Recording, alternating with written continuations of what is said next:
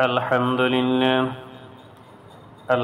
لله رب العالمين، الصلاة والسلام على سيد الأنبياء والمرسلين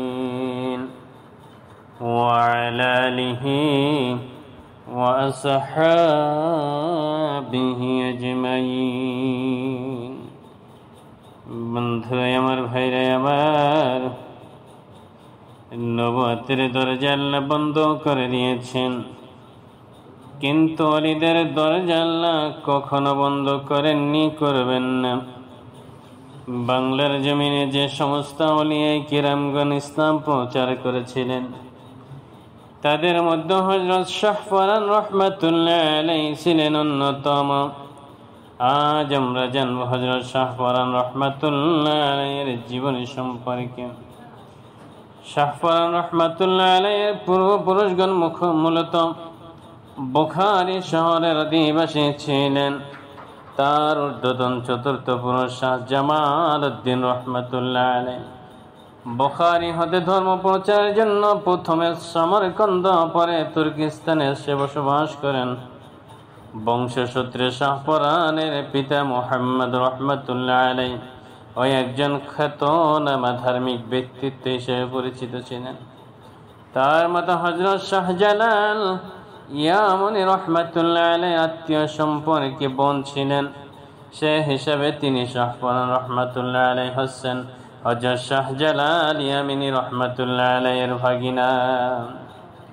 শাহ ফরানের বয়স যখন 11 বছর, তখন তিনি তার পিতাকে হারান। পরবর্তীকালে তার আত্মীয় প্রখ্যাত দরবেশ হযরত আহমদ কবির রহমাতুল্লাহ আলাইহির কাছে তিনি ধর্মীয় শিক্ষায় দীক্ষিত হন। সেখান তিনি আধ্যাত্মিক দীক্ষা লোভে নেশাপুরের বিখ্যাত দরবেশ পাগলা আমিন রহমাতুল্লাহ আলাইহির শরণাপন্ন হয়ে আধ্যাত্মিক দীক্ষায় দীক্ষিত হন।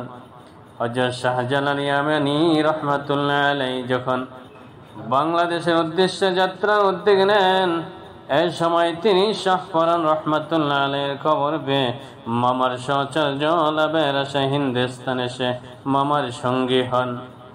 সিলেট বিজয়ের পর হযরত শাহজালাল ইয়ামানি রহমাতুল্লাহ আলাইহির আদেশে তিনি ইসলাম প্রচারের কাজে নিজেকে নিয়োজিত করেন।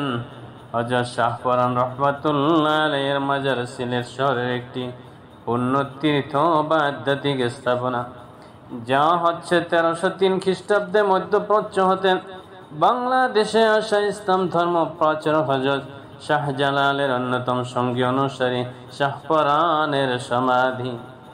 এটি সিলেট শহরের পূর্ব দিকে খাদিম নগর এলাকায় অবস্থিত।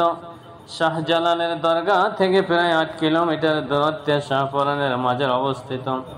শাহজালাল রহমাতুল্লাহ আলাইহির দরগার মতো এই মাজারেও প্রচুর দর্শনার্থীর আগমন ঘটে। ঐতিহাসিক মমিনুল হক সহ অনেকেই লিখেছেন, সিলেট বিভাগ ও ভারতের বিভিন্ন এলাকায় শাহ ফরান রহমাতুল্লাহ আলাইহি দ্বারা মুসলিম ধর্ম, বিশ্বাস ও সংস্কৃতি প্রচার ও প্রসার হয়েছে। মাজার পরিক্রমা সম্পর্কে বলতে গেলে সিলেট শহরের পূর্ব দিকে খাদিম নগর এলাকায় টিলার উপর একটি প্রকাণ্ড বৃক্ষের নিচে রয়েছে শাহ ফরান রহমাতুল্লাহ আলাইহির মাজার। মাজার টিলায় ওঠা নামার জন্য উক্ত মাজার প্রাঙ্গণে উত্তর ও দক্ষিণ হয়ে সিঁড়ি আছে, যা প্রায় 8 থেকে 10 ফুট উঁচু দেখায়। এই সিঁড়িটি মোগল আমলে নির্মিত বলে লোকমুখে শোনা যায়। মাজারের পশ্চিম দিকে মোগল বাদশাহ স্থাপনা কীর্তিতে নির্মিত 3টি গম্বুজ অবশিষ্ট একটি মসজিদ রয়েছে। এই মসজিদে প্রায় 500 মুসল্লি একসাথে নামাজ আদায় করতে থাকেন। মাজারের টিলা থেকে প্রায় 15 থেকে 20 ফুট দক্ষিণ পশ্চিম মহিলা পর্যটকদের জন্য একটি সালা বিশিষ্ট দালান রয়েছে। উক্ত দালানে অল্প পরিসরে দক্ষিণ পূর্বে আরেকটি ঘর দেখতে পাওয়া যায়। এই ঘরখানা মূলত বিদেশাগত পর্যটকদের বিশ্রামঘর হিসাবে ব্যবহৃত হয়। এই ঘরের পাশে একটি পুকুর রয়েছে, যা গোসলের জন্য ব্যবহৃত হয়ে থাকে। শাহ ফরান রহমাতুল্লাহ আলাইহির পূর্বপুরুষগণ মূলত বুখারী শহরের অধিবাসী ছিলেন। তার ঊর্ধ্বতন চতুর্থ পুরুষ শাহ জামাল উদ্দিন বুখারী হতেন ধর্ম প্রচারের জন্য প্রথম সমরকন্দ, পরে তুর্কিস্তানে এসে বসবাস করেন। বংশসূত্রে শাহপরানের পিতা মুহাম্মদ একজন খ্যাতনামা ধার্মিক ব্যক্তি হিসেবে পরিচিত ছিলেন। তার মাতা শাহজালালের আত্মীয় সম্পর্কে বলছিলেন, সে হিসাবে তিনি হযরত শাহজালাল আমিন রহমাতুল্লাহ আলাইহির ভাগনা হয়। অলৌকিক ঘটনা, শাহজালাল সিলেট আগমন করে কালে দিল্লি থেকে আসার সময় নিজামুদ্দিন আউলিয়া প্রদত্ত এক জোড়া কবুতর সিলেটে উচ্চারণ কইতর সঙ্গে আনেন। কবুতর যা সিলেট নিয়ে আসার পর বংশবৃদ্ধি পেতে থাকে এবং শাহজালালের কবুতর বলে জালালি কইতর নামে খ্যাত হয়। ধর্মীয় অনুভূতির কারণে কবুতর কেউ স্বীকার করত না। শাহপরান রহমতুল্লাহ আলাইহি বিষয়টি আমলে না নিয়ে প্রতিদিন একটি করে কবুতর খেতেন। কবুতরের সংখ্যা কম দেখে শাহজালাল অনুসন্ধানে মূল ঘটনা জেনে রুষ্ট হন। এই কথা শাহপরান জানতে পেরে গোপন করে রাখা মৃত্যু কবুতরের পাখ হাতে উঠিয়ে বাতাস সরিয়ে দিয়ে বললেন, আল্লাহর হুকুমে কবুতর হয়ে শাহজালালের কাছে পৌঁছে যাও। সাথে সাথে পাখাগুলো এক ঝাঁক কবুতর হয়ে শাহজালালের কাছে পৌঁছে গেল।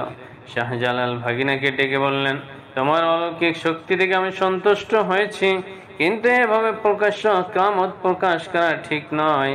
সব মানুষ বুঝ শক্তি একরকম হয় না। এভাবে কেরামত প্রকাশের কারণ মানুষ ভুল ব্যাখ্যায় পতিত হতে পারে। এরপর শাহপরানকে খাদিমনগর এলাকায় ইসলাম প্রচারের নির্দেশ দিয়ে সেখানে পাঠিয়ে দেন।